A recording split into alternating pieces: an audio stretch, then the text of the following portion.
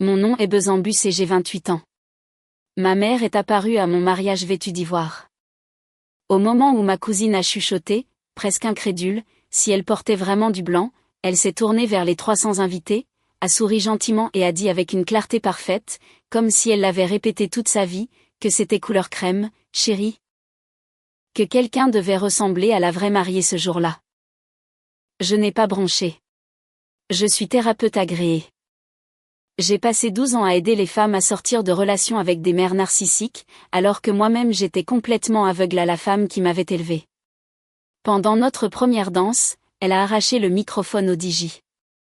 Il a fièrement annoncé une surprise de la part de la mère de la mariée.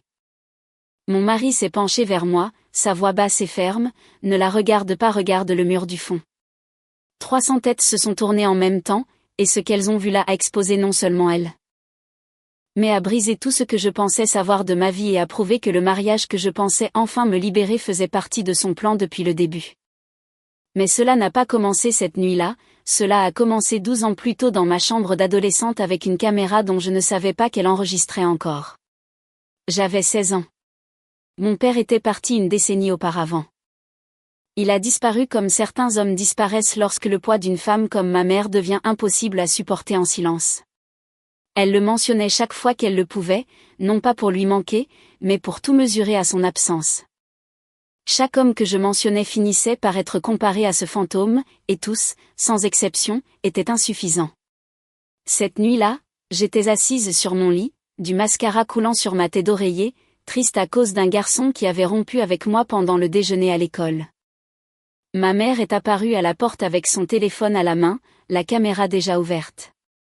Elle le faisait toujours. Anniversaire, crise, fièvre, présentation, elle enregistrait tout. À ce moment-là, je pensais que c'était de l'amour.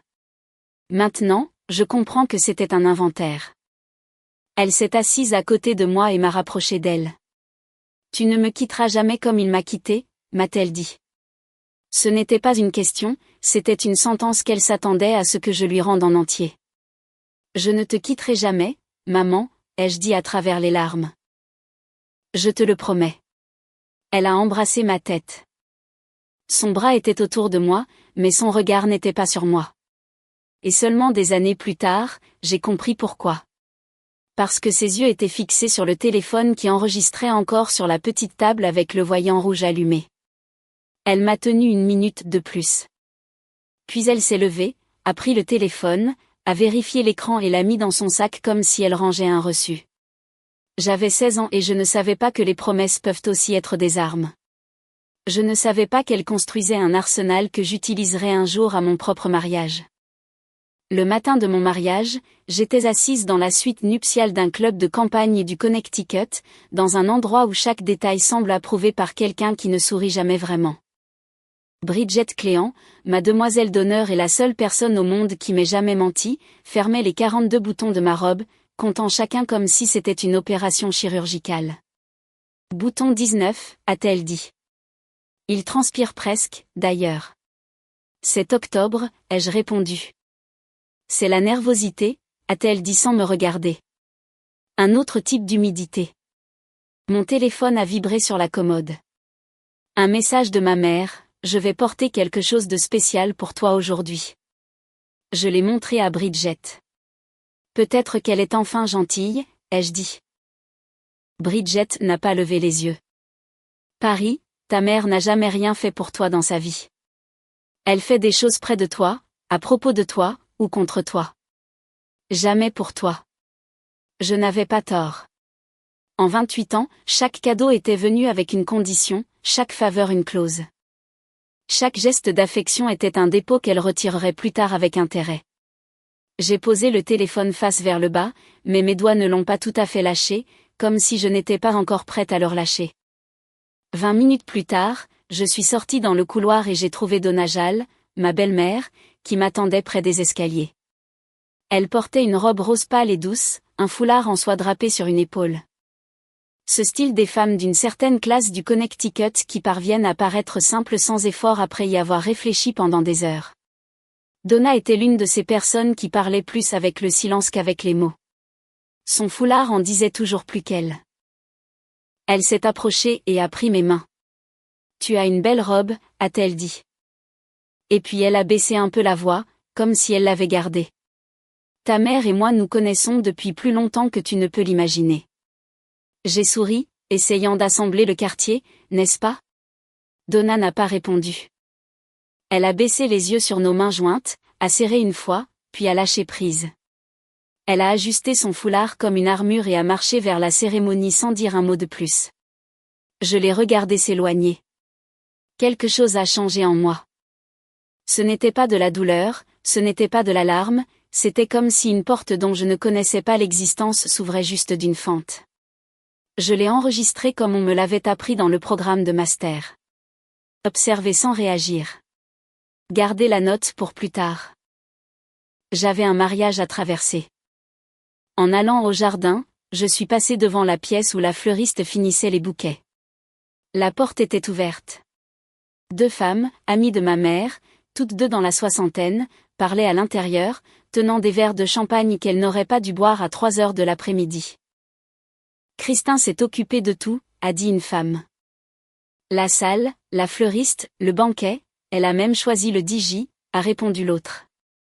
Elle a tout choisi.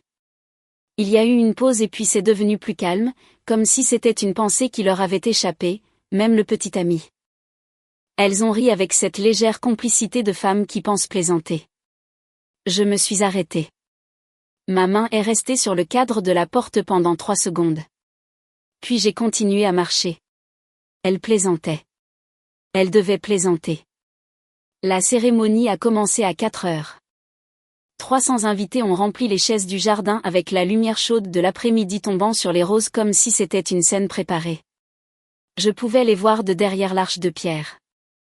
Amis, cousins, collègues, voisins, des gens que j'avais vus une seule fois à une vente aux enchères de charité et que je ne reverrai plus jamais. Et au premier rang, au milieu, se trouvait ma mère. Assise à côté de Donna, les jambes croisées et le menton haut, vêtue d'ivoire de la tête aux pieds. Pas de crème, pas de champagne. Ivoire, cette nuance qui capte la lumière d'octobre et semble briller d'elle-même. Sous la lumière du soleil filtrant à travers les portes vitrées, cela semblait suffisamment proche du blanc pour que toutes les femmes de la pièce le remarquent et comprennent exactement ce que cela signifiait. Je suis entrée bras dessus bras dessous avec mon oncle. Les chuchotements ont commencé avant même que je ne traverse le 2e rang. Ma mère s'est tournée vers les invités les plus proches et a parlé à un volume soigneusement calculé pour paraître privé, mais assez clair pour être entendu par plusieurs. C'est juste de la crème, chérie, a-t-elle dit, touchant son cou avec une précision habituelle. Je pense que quelqu'un est un peu sensible aujourd'hui. 2 choses se sont produites en moi en même temps. La thérapeute a dit, il teste ta réaction en public. Il a besoin que tu réagisses émotionnellement devant des témoins pour te dépeindre comme instable. La partie humaine a compris quelque chose de plus simple, ta mère est venue à ton mariage vêtue de blanc. J'ai laissé la thérapeute gagner. Tu es belle, maman, ai-je dit. Ma voix n'a pas tremblé. Je m'en suis assurée. Elle a souri largement, comme si elle avait gagné quelque chose. Pour elle, mon calme était une reddition. Derrière moi, Brie s'est penché vers mon oreille, c'est Marfield. Paris, pas de crème. J'ai travaillé dans un magasin de robes de mariée pendant 2 étés. Ce ton est un ivoire prononcé. Elle sait exactement ce qu'elle a fait. Je n'ai pas répondu. J'ai continué à marcher vers Connor.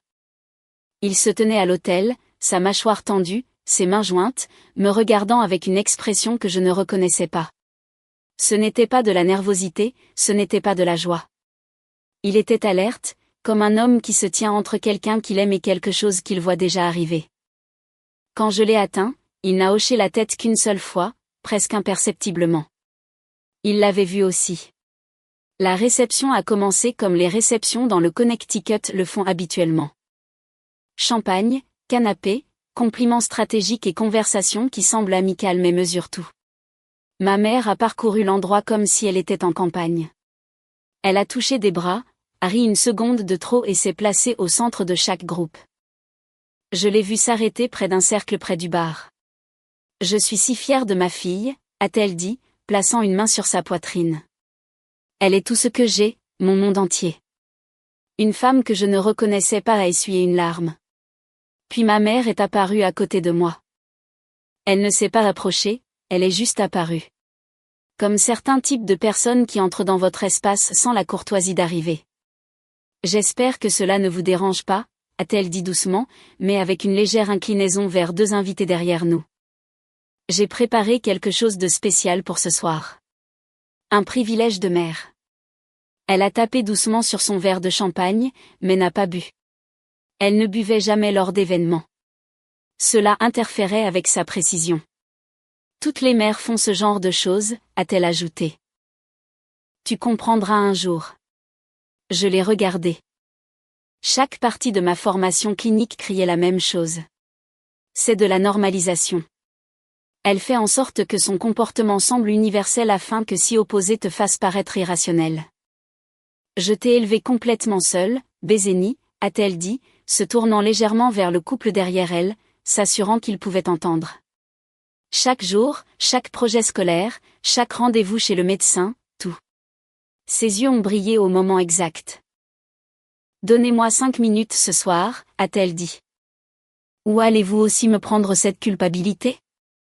Son arme la plus ancienne a été aiguisée pendant 22 ans jusqu'à devenir chirurgicalement tranchante.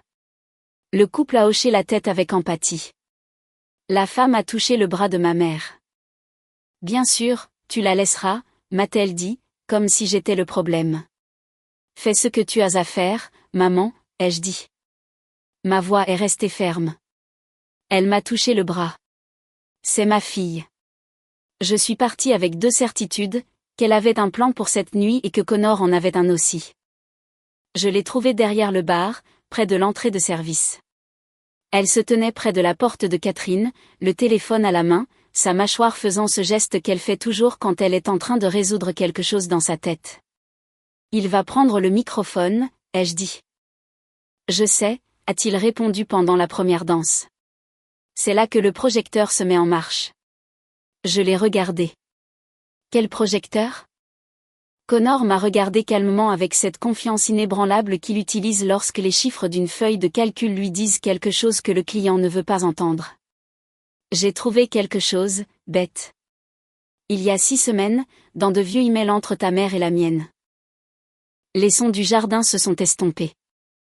La musique live, le tintement des verres, le rire trop fort d'un invité.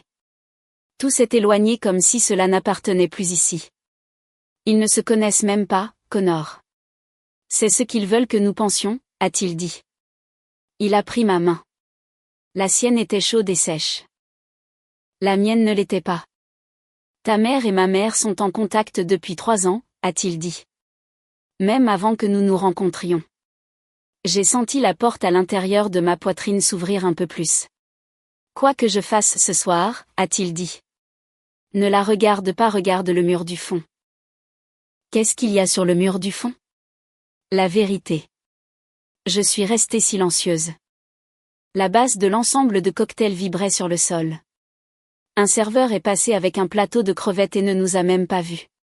Fais-moi confiance ce soir, a dit Connor. J'ai hoché la tête. Mes mains tremblaient, les siennes non. Si votre mère arrivait à votre mariage vêtue d'ivoire devant 300 personnes, que feriez-vous? Dites-le-moi dans les commentaires, car ce qui s'est passé ensuite m'a même surprise. Je dois revenir 3 ans en arrière car l'histoire de ma rencontre avec Connor n'est pas l'histoire que je pensais qu'elle était. J'avais 25 ans. Je venais d'ouvrir mon propre cabinet de thérapeute. Un petit bureau au-dessus d'une teinturerie à Stanford. 2 chaises d'occasion, un bureau que j'avais moi-même monté à l'étage, un certificat au mur qui m'avait coûté 6 ans d'études et 140 000 $ de dettes. J'étais épuisée, j'étais fière, j'étais libre. Oh, je le pensais. Ma mère a appelé un mardi après-midi, comme d'habitude, juste au moment où je cuisinais, comme si elle avait un don spécial pour interrompre mes moments d'indépendance. Tu travailles trop, a-t-elle dit. Ce n'est pas sain. Viens dîner samedi. Pamela va avoir des gens chez elle. Tu as besoin de rencontrer des gens de ton âge. J'ai presque dit non, mais dire non à Christin Boss n'était jamais vraiment une option, cela en avait juste l'air. L'illusion du choix était leur meilleur tour. Ce samedi-là, j'ai conduit jusqu'à une maison de style ranch à Fafold avec des stores blancs et un Porsche plein de citrouilles. Pamela, une femme que j'avais vue 2 fois aux fêtes de ma mère, m'a accueillie à la porte avec un gin tonic glacé, comme si elle savait exactement à quelle heure j'allais arriver. Et en y repensant, je le savais. À l'intérieur, il y avait une trentaine de personnes, voisins, enseignants, couples discutant tranquillement des élections. Personne que je connaissais. Puis Pamela m'a emmenée à la cuisine. Un homme était appuyé contre le bar avec une bière à la main, ne la buvant pas, écoutant à moitié quelqu'un parler de son handicap au golf. De Sonny, a dit Pamela. Voici Connor. C'est le fils de Donna Hall. Je pense qu'il s'entendrait très bien. Il s'est retourné et m'a regardé comme personne dans ma famille ne m'avait jamais regardé auparavant, comme si j'étais déjà intéressante avant même d'ouvrir la bouche. Nous avons parlé pendant 2 heures. Il m'a posé des questions sur mon travail. Non, la version de la fête, la vraie. Quelle a été la séance la plus difficile que tu aies eue? Tu l'emportes à la maison. Pourquoi as-tu choisi cela plutôt que quelque chose de plus facile? Cette nuit-là, je suis rentrée en voiture et j'ai appelé ma mère. J'ai rencontré quelqu'un. 3 secondes de silence. Puis j'ai compris quelque chose que je n'avais pas vu auparavant. Elle n'était pas surprise. Elle calculait combien de temps il faudrait pour que sa performance commence. Qui, a-t-elle finalement dit? Et elle le savait déjà. Elle avait écrit la liste des invités. 6 semaines après cette fête, j'ai dit à ma mère que Connor et moi sortions ensemble. Elle a posé sa fourchette sur la table. Un ragoût de bœuf, son plat de contrôle, celui qu'elle utilisait quand elle avait besoin que la maison sente la dévotion et ait le goût de l'obligation. Il a l'air bien, a-t-elle dit soigneusement. Mais les hommes qui ont l'air bien s'embrassent, et ton père avait l'air bien. Elle utilisait le jeu de mon père comme d'autres utilisent un couteau, rapidement, précisément, toujours sur la même blessure. Chaque fois que je progressais vers quelque chose qui m'était propre, elle me mettait la pression. Il est parti. Tout le monde s'en va. Je suis la seule qui est restée. J'ai tout abandonné pour toi. Cette nuit-là, je me suis levée de sa table plus déterminée que jamais. Connor était ma rébellion, ma ligne dans le sable, la preuve que je pouvais choisir par moi-même. Je pensais que je choisissais. Je croyais que résister signifiait que j'étais réelle. Je ne savais pas qu'elle avait aussi écrit la rébellion. 18 mois avant le mariage, Connor m'a fait sa demande. Une simple bague, une nuit tranquille, pas de public, juste nous. J'ai appelé ma mère pour lui dire. Elle n'a pas rappelé pendant 3 jours. Quand elle l'a finalement fait, sa voix était neutre. Elle n'était ni en colère, ni triste, juste calibrée. Bien, a-t-elle dit, mais ne dis pas que je ne t'ai pas prévenu. C'était tout. 2 années complètes d'opposition. Les dîners, la culpabilité, le fantôme de mon père utilisé comme une arme. Et cela s'est terminé par une seule phrase. J'ai appelé Bridget. Elle a juste arrêté de se battre. 2 ans et puis rien. Bridget est restée silencieuse un instant. Ce genre de silence où elle choisit ses mots avec soin, plutôt que de lâcher la première vérité qui lui vient à l'esprit. Ce n'est pas comme ça que ça marche, Christine, a-t-elle finalement dit. Christine n'arrête pas. Elle redirigeait. Je me suis dit que Brit était paranoïaque. Ma mère avait enfin accepté ma décision. Mais une thérapeute devrait savoir que lorsqu'une personne contrôlante cesse soudainement de contrôler, ce n'est pas parce qu'elle a cédé, c'est parce qu'elle a atteint sa destination.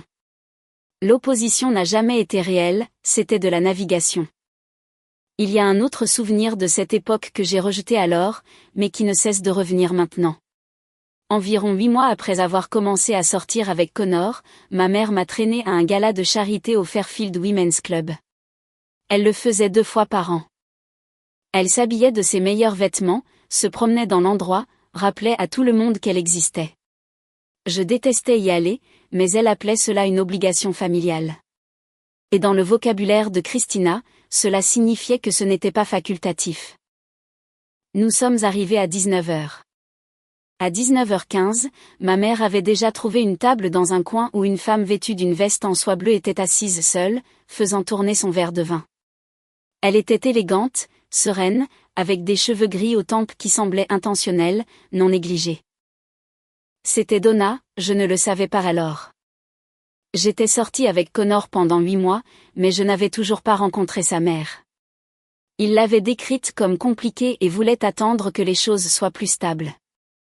Donc je ne l'ai pas reconnue, mais j'ai vu ma mère s'asseoir à côté d'elle comme si elle avait gardé cette place, comment elles se sont penchées l'une vers l'autre avec la facilité de personnes qui avaient parlé de nombreuses fois auparavant, comment ma mère lui a touché le bras et donna à Harry.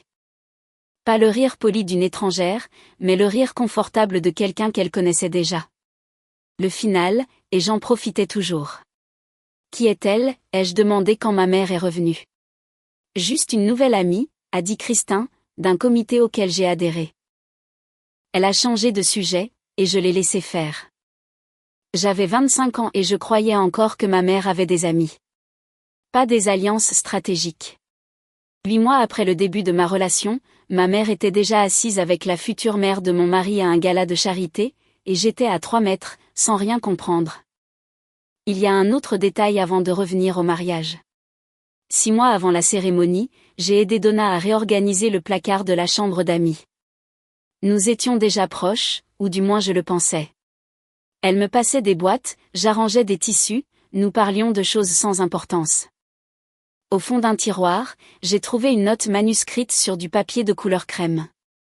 L'écriture était celle de ma mère, je la reconnaîtrais n'importe où. Cette écriture cursive précise d'école catholique, merci de faire votre part. Qu'est-ce que c'est, ai-je demandé. Donna l'a regardé, son visage inchangé. Oh, c'est une vieille affaire de quartier. Cotisation du club de lecture. Tu sais comment est ta mère avec les registres. J'ai ri. J'ai remis la note dans le tiroir.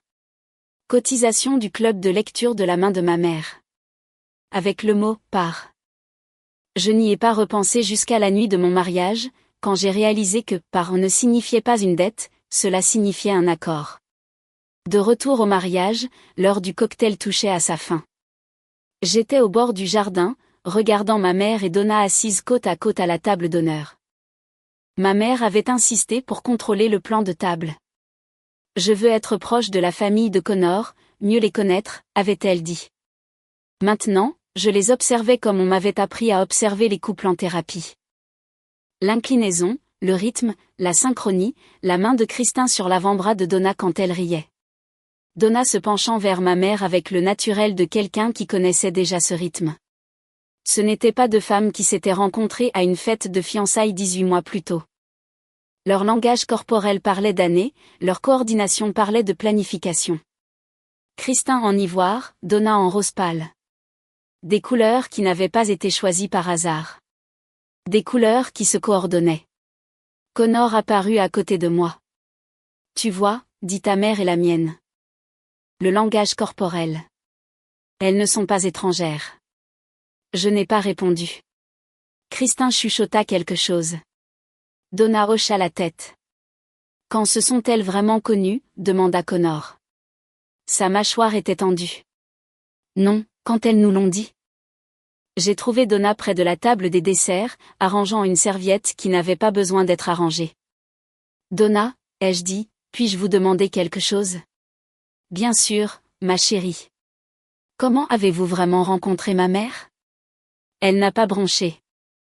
Des années de pratique ou par des amis communs. Tu sais comment c'est par ici. Tout le monde est connecté. Qu'est-ce qu'il y a, les amis? Une pause. La serviette a cessé de bouger. Honnêtement, ça fait si longtemps. Je ne me souviens pas des détails. Elle ne pouvait pas se souvenir. La femme qui se souvenait du fil exact de chaque morceau de tissu de sa maison ne pouvait pas se souvenir comment elle avait rencontré la mère de la femme de son fils. Comme c'est curieux, ai-je dit. Parce que ma mère se souvient absolument de tout. Donna a cherché son foulard. Elle l'a arrangé soigneusement. Eh bien, vous savez comment c'est, Kristin. Oui, je commençais à savoir. Je suis partie sans insister. Dans ma pratique clinique, il y a un moment avec chaque patient où une question de plus peut tout fermer. J'avais déjà atteint ce point. Donna s'accrochait à quelque chose et n'était pas prête à le lâcher. Pas encore, mais je l'ai classé comme d'habitude. Enregistrer. Ne pas réagir. Revenir plus tard. Ma mère m'a de nouveau acculé avant la première danse, près du DJ, assez près pour que 2 invités l'entendent en déplaçant leur chaise. Je vais avoir besoin du microphone pendant quelques minutes pendant la danse, a-t-elle dit. Juste un court instant. Tradition. Tradition, ai-je répété. Toutes les mères le font. Un toast, un souvenir, quelque chose dont les invités se souviendront. Elle a incliné la tête. Ce même geste avec lequel elle négociait tout. Je t'ai élevé seule, Bézénie. 16 ans sans un seul jour de congé. Donne-moi 5 minutes. Elle a laissé le silence s'installer car la culpabilité vivait dans le silence, et la culpabilité était l'endroit où Christin travaillait le mieux. D'accord, maman. Elle a souri du sourire de quelqu'un qui croit avoir gagné la dernière négociation. J'ai trouvé Connor. Il va prendre le microphone, ai-je dit. D'accord, a-t-il répondu. Le projecteur est prêt. Avant la danse, Christin a arrêté Connor près du bar. J'étais assez proche pour entendre. Prends soin d'elle, a dit ma mère, touchant son avant-bras. Elle a besoin de quelqu'un de fort. Connor l'a regardé. Elle est forte. Le sourire de ma mère s'est crispé.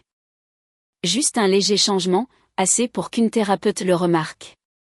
C'est ce qui m'inquiète. Elle est partie. Connor l'a regardé. Puis il s'est tourné vers moi et son expression a tout dit sans avoir besoin de mots. J'avais entendu ce qu'il avait dit et compris ce que cela signifiait. J'avais peur de ma force parce qu'être forte signifiait ne pas être contrôlable, cela signifiait voir clairement, cela signifiait que la cage pouvait cesser de fonctionner. J'ai touché les boucles d'oreilles en perles qu'elle portait. Elles appartenaient à ma grand-mère. Christin m'avait dit de les utiliser.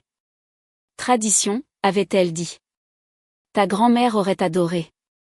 À ce moment-là, cela sonnait comme un geste doux. Maintenant, cela sonnait différemment. Même mes accessoires étaient choisis. Même mes oreilles n'étaient pas les miennes.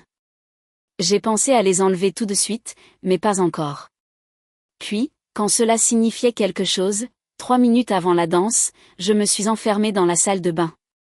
Je me suis tenue devant le miroir. Mes mains tremblaient, la robe était parfaite, la bague était à mon doigt, la bague que Connor a choisie ou que Donna a suggérée ou que ma mère a décrite comme quelque chose que je voudrais. J'ai ouvert le robinet. Eau froide. J'ai compté jusqu'à 30 pendant que je me mouillais les poignets. J'étais travailleuse sociale clinique agréée. J'avais passé 5 ans assise en face de femmes qui ne pouvaient pas voir les barreaux de leur propre cage. Je les avais aidées à la cartographier. Culpabilité, obligation, dépendance fabriquée, affection dosée au moment exact pour qu'elle ne parte jamais. Et je n'avais jamais cartographié la mienne. Tu l'as rencontré chez l'ami de ta mère, l'ami de ta mère, l'invité de ta mère, le calendrier de ta mère, le plan de ta mère. J'ai fermé le robinet et une phrase d'une patiente m'est revenue. Janet est venue en pleurant dans mon bureau il y a des mois. Le pire, avait-elle dit, ce n'était pas de découvrir qu'il m'avait menti, c'était de réaliser que j'avais construit toute mon identité sur ce mensonge. Je lui avais répondu sans hésitation. Il te reste quelque chose, tu restes. J'étais Janet debout dans la salle de bain de mon propre mariage, me regardant dans le miroir, me demandant si la femme qui aidait les autres à abattre les murs pouvait survivre à l'abattage des siens. J'avais passé 5 ans à enseigner aux autres comment affronter la vérité. Cette nuit-là, c'était mon tour. J'ai redressé le dos, séché mes mains et je suis partie. Je n'étais pas prête pour ce qui allait arriver, mais j'étais fatiguée de faire semblant de ne pas en avoir besoin. La première danse a commencé à 8h15. La chanson est arrivée doucement, acoustiquement, comme une respiration. Connor a pris ma main. 300 personnes nous entouraient à la lumière des bougies. Pendant 30 secondes, c'était parfait. Sa main sur mon dos, mon front près de son cou, la chaleur de la pièce dorée et immobile.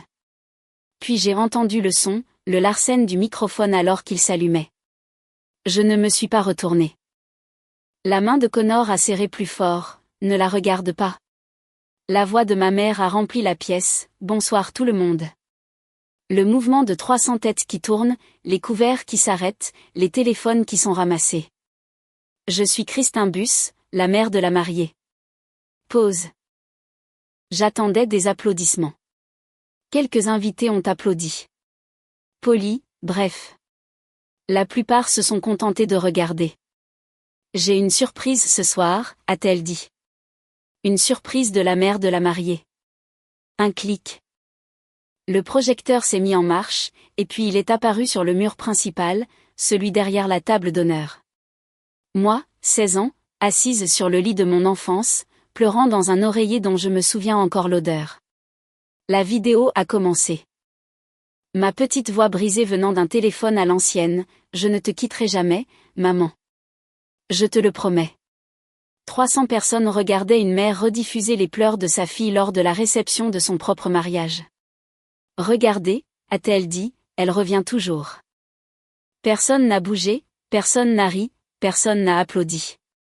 La pièce est tombée dans ce genre de silence qui vient quand quelque chose ne va pas, mais que personne n'a encore vraiment identifié.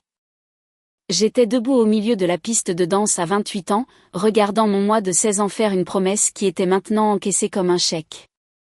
La vidéo continuait à boucler.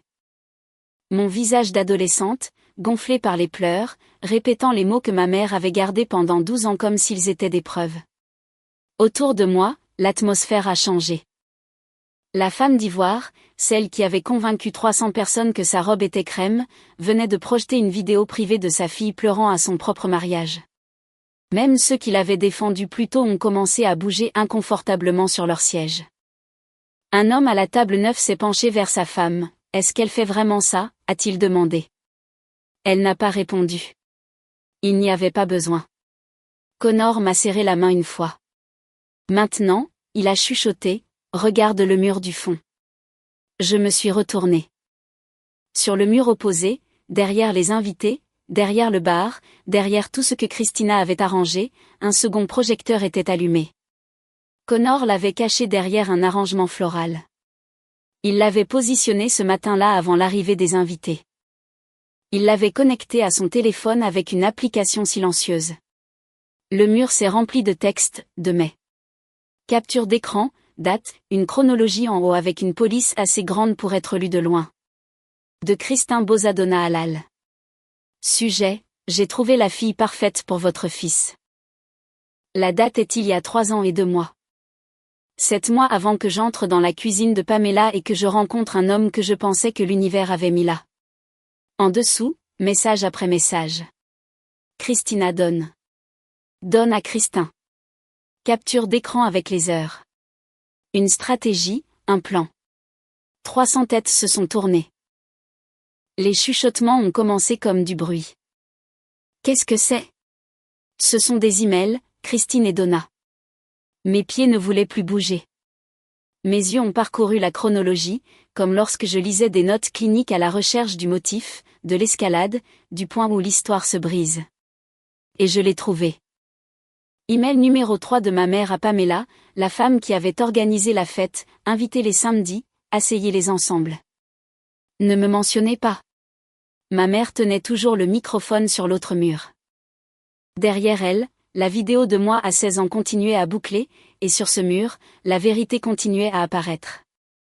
La main de Christine a commencé à trembler. Le microphone a grincé. 300 personnes regardent ça, ai-je pensé. Christine regarde Donna. Va-t-elle la protéger, ou va-t-elle protéger la vérité ? Laissez-moi vous dire quelque chose sur ma mère. Elle s'est vite remise. 30 ans de gestion de salle lui avaient donné des réflexes que la plupart des gens ne développent jamais. Elle a lâché un rire forcé, sec, vide, c'est une blague, a-t-elle dit dans le microphone. Avec honneur, ma chérie, éteins-le. C'est une célébration familiale. Non, elle s'est arrêtée.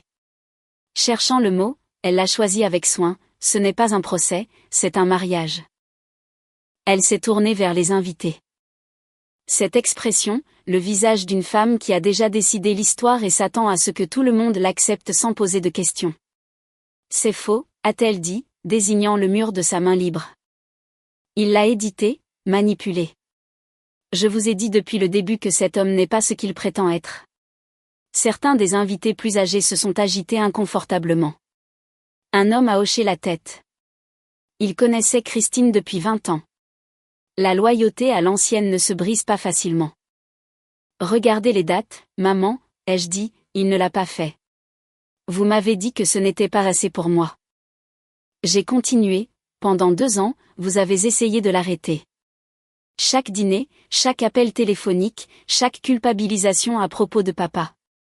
J'ai arrêté. Et puis un jour, vous avez arrêté. J'ai fait un pas vers elle. Maintenant je sais pourquoi. Parce que ça a marché. J'ai serré la main de Connor, je me suis retourné vers le mur. 300 personnes lisaient déjà, mais je l'ai lu à voix haute quand même, parce que c'était mon histoire et que j'allais enfin être celle qui la raconterait. Email 1. Christina Donna, 3 ans plus tôt. J'ai trouvé quelqu'un pour votre fils. C'est une thérapeute. Elle sera patiente, comprendra les limites. Elle ne posera pas de questions gênantes. Elle ne causera pas de problèmes. Email 2. Donna à Christina, 4 jours plus tard. Parlez-m'en plus. Envoyez-moi ces informations. Email 3. Christina Pamela. Invitez-les samedi. Asseyez-les ensemble. Ne dites pas que j'ai eu quoi que ce soit à voir avec ça. Je me suis arrêtée. J'ai regardé autour du salon. J'ai marché dans cette cuisine, croyant aux coïncidences. J'ai dit, je suis tombée amoureuse en croyant au destin. Aucune de ces choses n'était réelle. Il n'y avait que la liste des invités de ma mère. La chronologie a continué. Plus de mai. Mois par mois. Ma mère informant Donna de mon état émotionnel. Elle hésite. Serrez plus fort. Puis elle est déjà fiancée. Baissez la pression et puis la bague est prête. Ne le laissez pas vous demander en mariage dans un restaurant. Elle se mariera plus vite à la maison, où elle se sent en sécurité. Ma mère avait même chorégraphié la demande en mariage, pas les mots, pas l'amour, mais le lieu, le moment, les conditions exactes dans lesquelles j'étais la plus susceptible de dire oui. Regardez Donna. Elle se tenait au premier rang, le foulard en soie serré dans la main, les yeux fixés sur le parquet comme si elle pouvait disparaître dans le grain. L'email de ma mère m'avait décrit comment décrire un objet.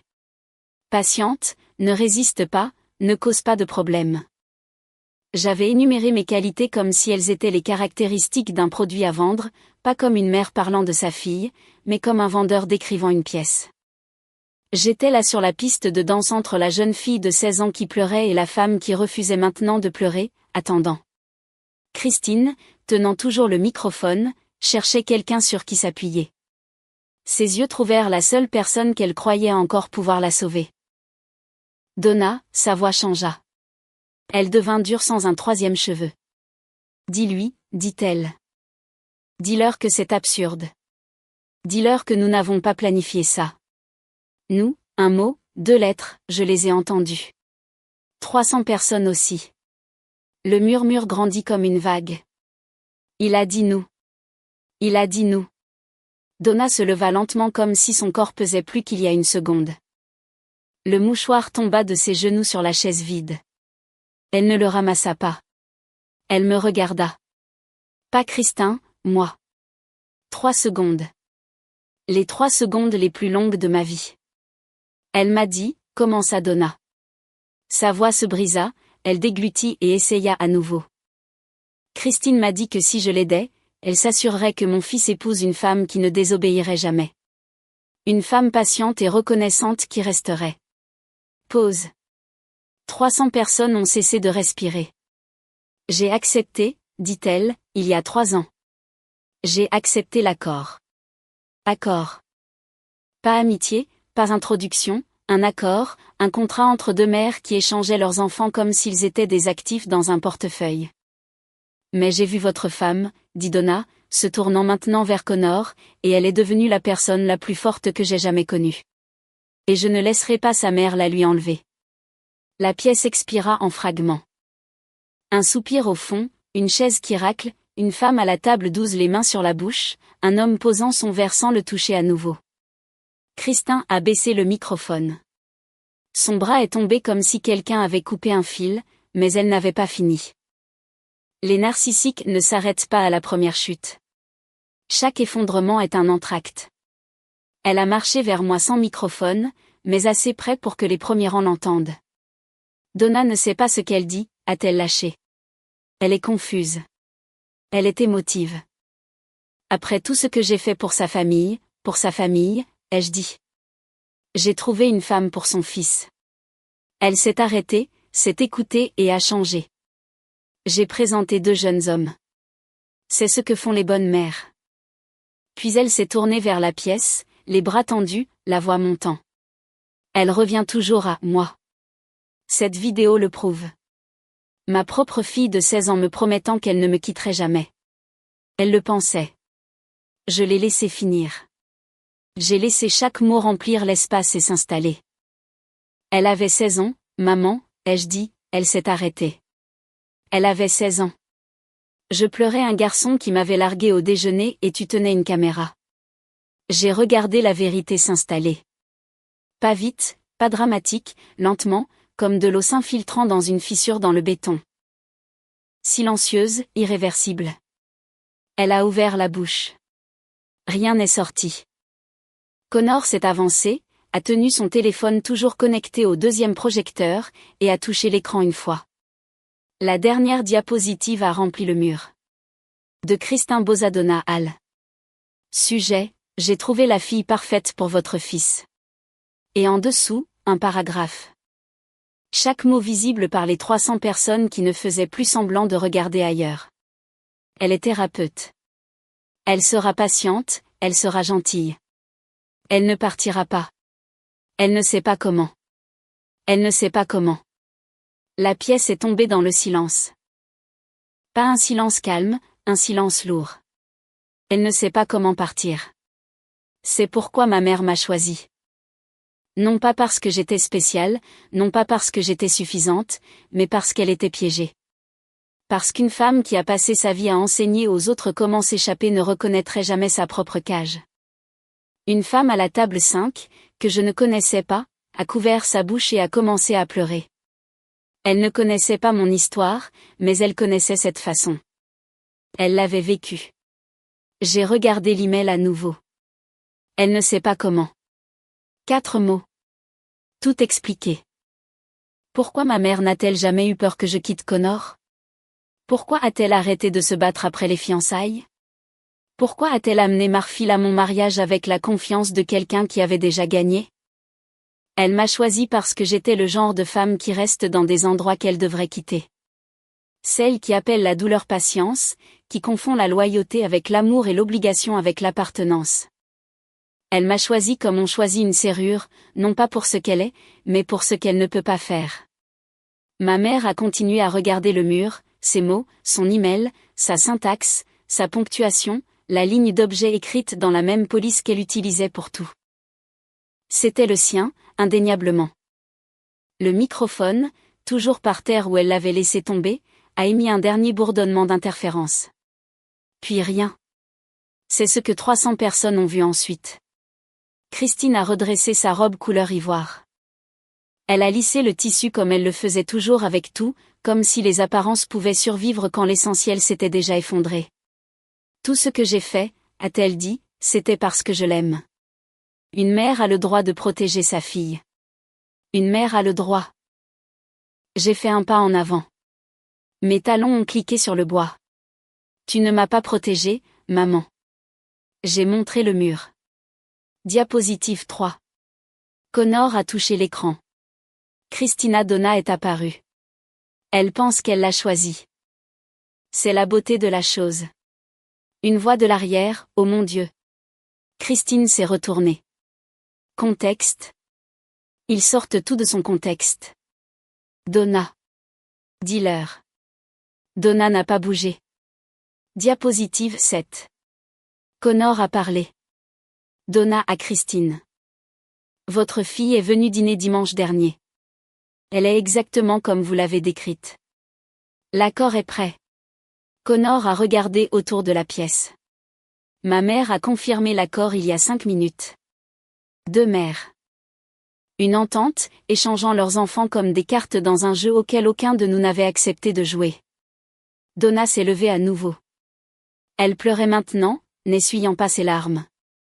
Elle s'est tournée vers Kristin avec la lassitude de quelqu'un qui a maintenu un mensonge pendant 3 ans jusqu'à ce qu'il se brise.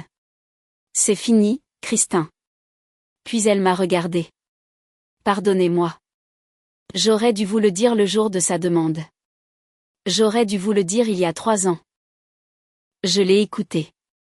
Je ne l'ai pas encore absous. Non, peut-être jamais, mais j'ai écouté. Connor a changé la diapositive une dernière fois. Plein écran. L'email qui a tout déclenché. J'ai trouvé la fille parfaite pour votre fils. Elle est thérapeute, patiente, gentille, ne part pas. Ne sait pas comment. 300 personnes l'ont lu. Certains l'ont chuchoté, d'autres ont secoué la tête, d'autres n'ont pas bougé. C'est ce que l'on ressent quand on réalise qu'on est témoin de quelque chose qui vous marquera à jamais, que cela vous plaise ou non. Ma mère a regardé autour d'elle. Une dernière tentative de contrôle. Personne ne l'a regardé. Un homme près de la sortie s'est écarté. Il ne l'a pas affronté, ne l'a pas bloqué, il l'a juste laissé passer, comme on s'éloigne de quelque chose qu'on ne veut plus près de soi. Elle a marché seule vers la porte, vêtue d'ivoire. Je me suis tenue au milieu de la piste de danse. 300 personnes attendaient que je craque, que je crie, que je pleure. L'effondrement que les films leur avaient appris à attendre. Je ne le leur ai pas donné. Tu as orchestré cette rencontre, ai-je dit. Ma voix est sortie sans microphone. Tu as orchestré l'opposition.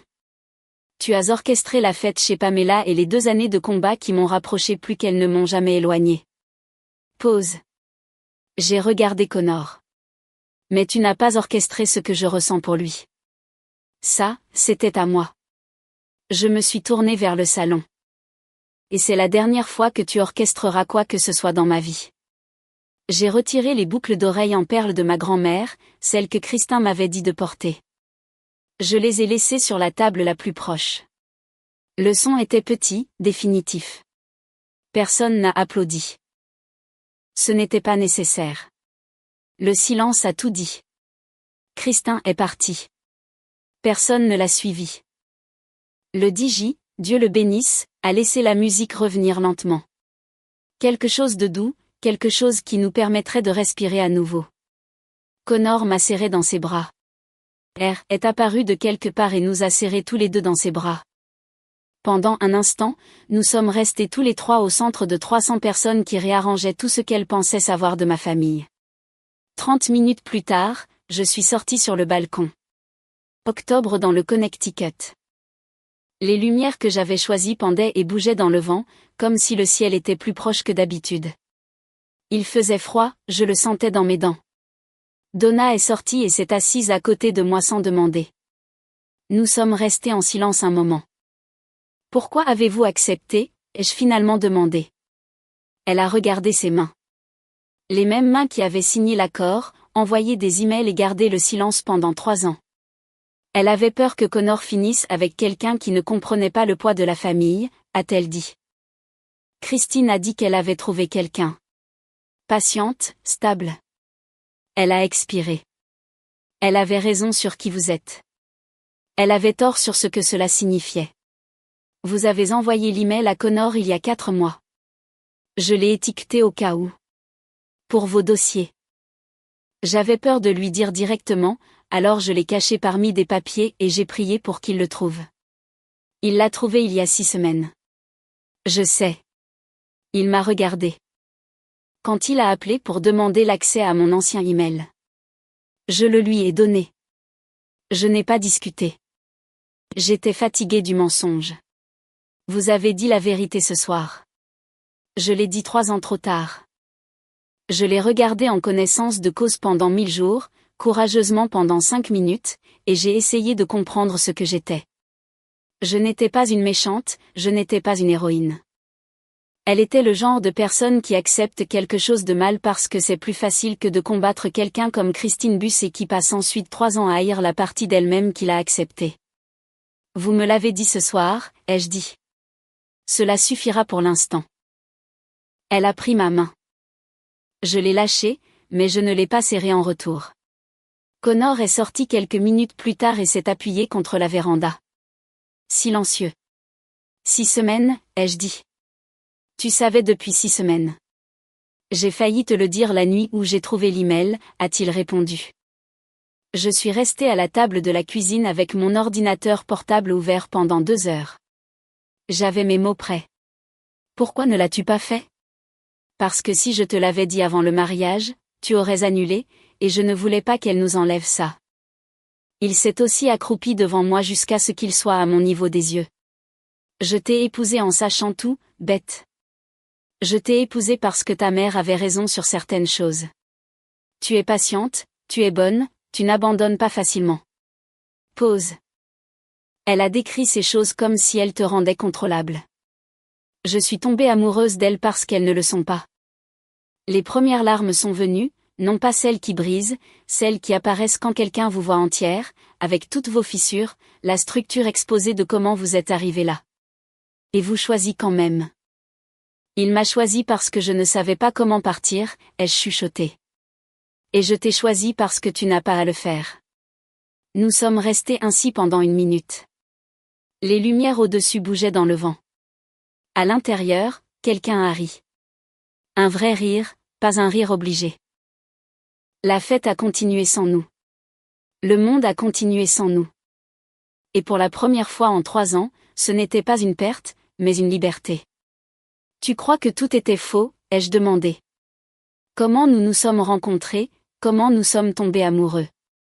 Il y a réfléchi. Pas vite, comme il le fait toujours. Soigneusement. Elle a planté la graine, a-t-il dit, a choisi le sol, le pot, la lumière, mais elle ne l'a pas fait pousser. Bête. C'était nous. Pause. Un jardin ne cesse pas d'être un jardin simplement parce que quelqu'un d'autre a construit le treillis. Je me suis appuyée contre lui. Mon esprit de thérapeute, celui qui avait tout analysé toute la nuit, s'est finalement tu. Il s'est levé, m'a tendu la main. Nous n'avons pas à y retourner. J'ai pris sa main. Si nous le faisons, ai-je dit, nous allons terminer notre nuit. Si vous avez déjà dû construire votre propre vie parce que celle qu'on vous a faite était une cage. Je vous vois, et j'aimerais entendre votre histoire. Nous sommes rentrés. La réception était différente, pas plus calme, plus réelle. Certains invités étaient partis, la plupart sont restés. Certains sont venus me serrer dans leurs bras sans dire un mot, et c'était mieux que n'importe quel mot. Bridget m'a donné un verre d'eau, pas de champagne. Elle savait déjà. Tu vas bien? Non, ai-je dit, mais je vais y arriver. Elle a hoché la tête. Pour Bridget, c'était suffisant. Ça l'avait toujours été. Je me suis assise près d'une fenêtre et j'ai sorti mon téléphone. J'ai fait défiler 3 ans de messages avec ma mère. Je n'ai pas lu les mots. J'ai vu le rythme. Chaque fois que je me disputais avec Connor, dans les 48 heures, elle m'envoyait un message, « Comment va Connor ?» Toujours sans exception. Elle connaissait nos cycles parce que Donna la tenait informée. Donna lui disait quand nous nous disputions, quand nous nous remettions ensemble, quand il s'éloignait, quand je cédais. Ce n'était pas de l'inquiétude, c'était de la surveillance. J'ai fermé mon téléphone. Je n'avais pas besoin de continuer à suivre. À 23h15, j'ai envoyé un message. Ne me contactez pas.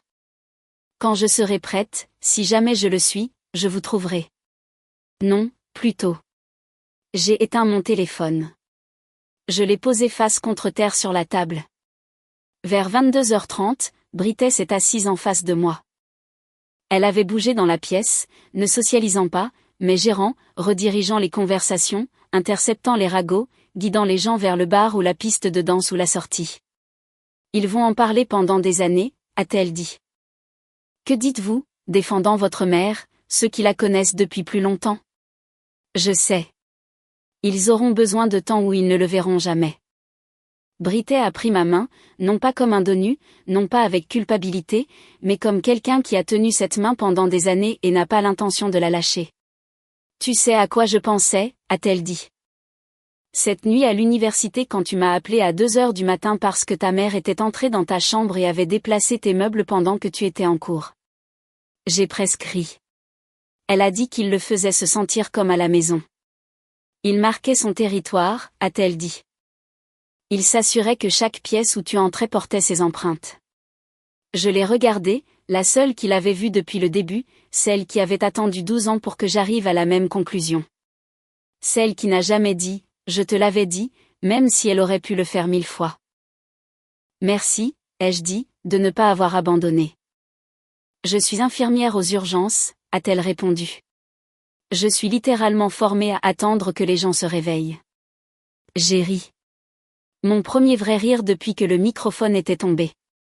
Les derniers invités sont partis vers minuit. Les serveurs ont plié les nappes. Le DJ a rangé son équipement, en partant, s'est juste arrêté pour serrer la main de Connor sans dire un mot. Je me suis tenue à l'entrée du hall. 2 murs, 2 projecteurs, 2 vérités. Sur l'un, la vidéo de ma mère, une fille de 16 ans promettant de rester. Sur l'autre, la chronologie de Connor, la carte complète d'une vie que quelqu'un avait essayé d'organiser sans consentement. Donna se tenait près de la porte avec un nouveau foulard drapé sur son épaule. Elle ne s'est pas approchée, a juste hoché la tête une fois. J'ai hoché la tête aussi.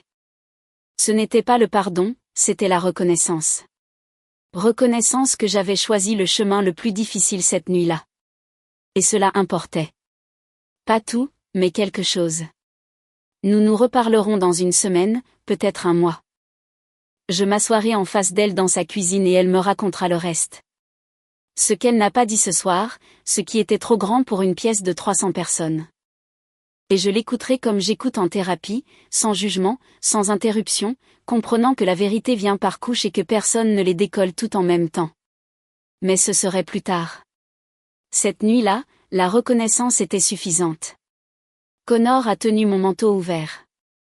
J'ai mis mes bras à l'intérieur et je suis sortie dans l'air frais du Connecticut.